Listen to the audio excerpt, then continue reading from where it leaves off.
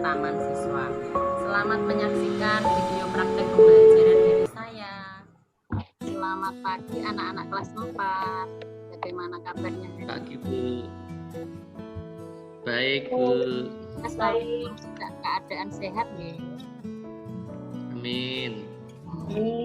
Sebelum belajar, coba salah satu dari anak-anak memimpin berdoa. Mbak Dwi bisa dipimpin ya teman-temannya. Siap Bu. Berdoa mulai. Berdoa selesai. Assalamualaikum warahmatullahi wabarakatuh.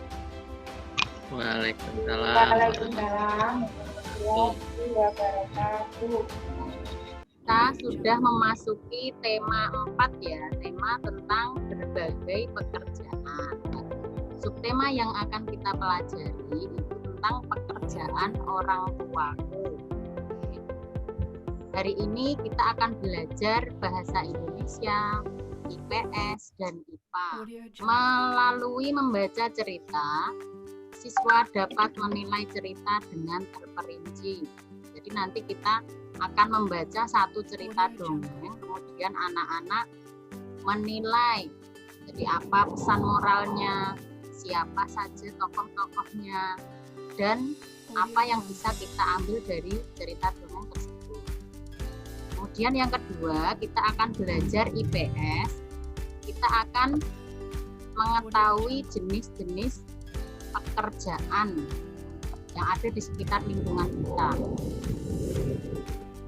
Kemudian yang IPA, kita akan mengidentifikasi kegiatan yang terkait dengan pemanfaatan sumber daya alam dengan benar. Masih ingatkah kalian cerita dongeng apa yang pernah kalian baca?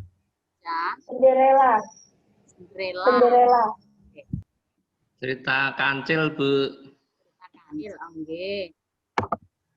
Cerita Timun Emas Bu. Cerita timun yang sudah terkenal nggih. Nah, sekarang kita akan belajar satu cerita, yaitu ada dongeng tupai dan ikan. Marilah kita baca cerita berikut. Coba Mbak Dwi dibaca paragraf yang pertama. Dahulu kala, hiduplah sepasang sahabat di daerah Kalimantan Barat. Mereka adalah seekor tupai dan seekor ikan gabus.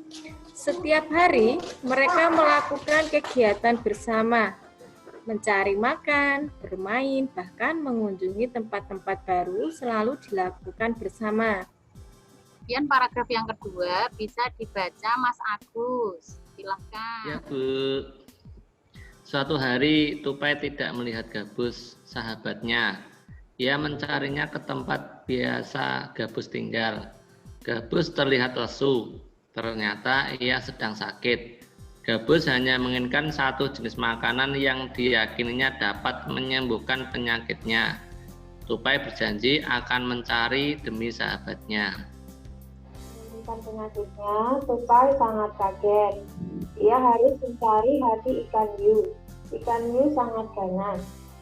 Namun tupai bertekad untuk mendapatkannya. Ia ingin sahabatnya sembuh. Tupai kemudian melubangi satu kelapa dan membiarkan airnya habis. Kemudian tupai masuk ke dalam kelapa oleh ikan hiu.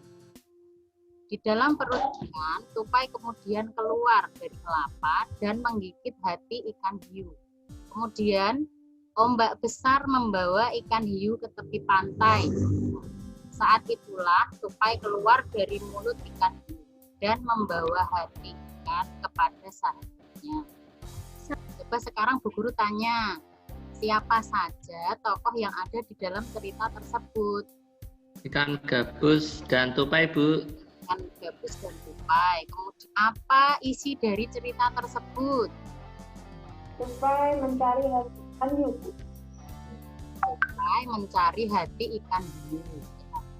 Jadilah teman yang baik ya anak-anak. Jadi biar suatu saat kita juga akan mendapatkan apa yang sudah kita lakukan kepada orang lain. Jawablah dengan tepat. Ini nanti Bu Guru kirimkan ke grup WA. Nanti anak-anak bisa mengerjakannya di buku tugas anak-anak nggih. Nanti kalau masih kurang jelas boleh ditanyakan di grup ya anak-anak. Ya, Bu. Nah, coba dibaca Mas Agus. Tahukah kamu dalam bercerita pendongeng sering menggunakan wayang yang terbuat dari kayu. Wayang tersebut dibuat oleh pengrajin kayu. Ayo kita cari tahu lebih lanjut tentang pekerjaan pengrajin kayu. Dayu mempunyai teman yang namanya Beni. Pekerjaan ayahnya itu sebagai pengrajin kayu. Jadi pengrajin itu menghasilkan meja, kursi, lemari seperti itu yang berguna untuk kebutuhan manusia. Nah, supaya lebih jelas tentang macam-macam pekerjaan, nanti saksikan video yang Bu Guru kirim di grup WA ya anak-anak. Kemudian ini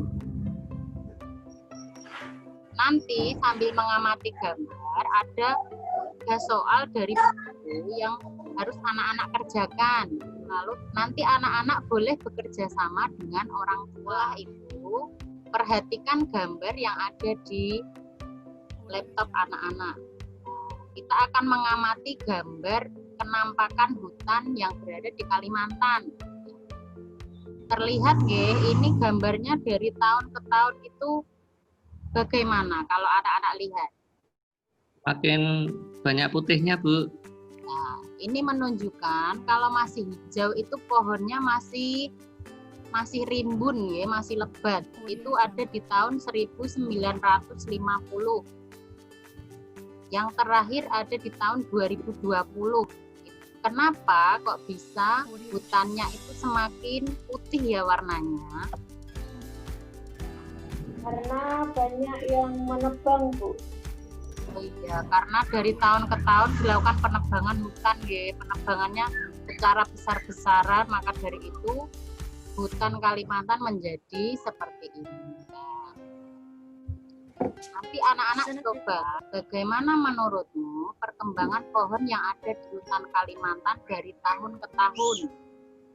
Diskusikan hasilnya dengan teman kamu. Nah, nanti di grup WA anak-anak bisa berdiskusi.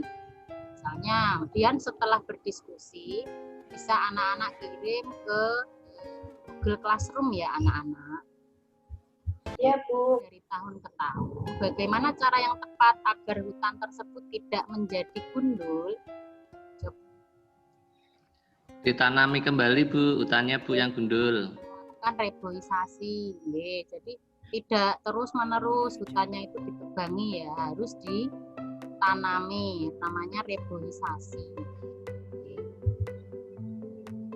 Coba kita simpulkan hari ini kita belajar apa saja ya anak-anak? Belajar tentang cerita, Bu. Ikan gabus dan tupai. Kemudian yang IPS kita sudah mengetahui macam-macam pekerjaan. Dan yang terakhir kita membandingkan hutan Kalimantan ya. Nanti kita mengetahui bagaimana caranya agar hutan tersebut tidak menjadi gundul. Oke, kita pulang. Tepuk bersama-sama. Tepuk baja hitam. Ireng Hitam, kaya walang. Numpak uduk.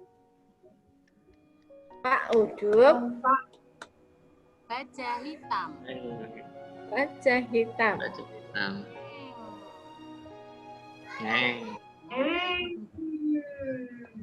Supaya tidak sepaneng ya anak-anak. Ya, Bu. Pelajaran hari ini Bu Guru cukupkan sekian. Nanti anak-anak bisa melanjutkan ke grup WA nggih. Ya, Bu. Selamat siang. Wassalamualaikum warahmatullahi wabarakatuh. Waalaikumsalam warahmatullahi wabarakatuh. Terima kasih telah menyaksikan video praktik pembelajaran dari saya. Sampai jumpa.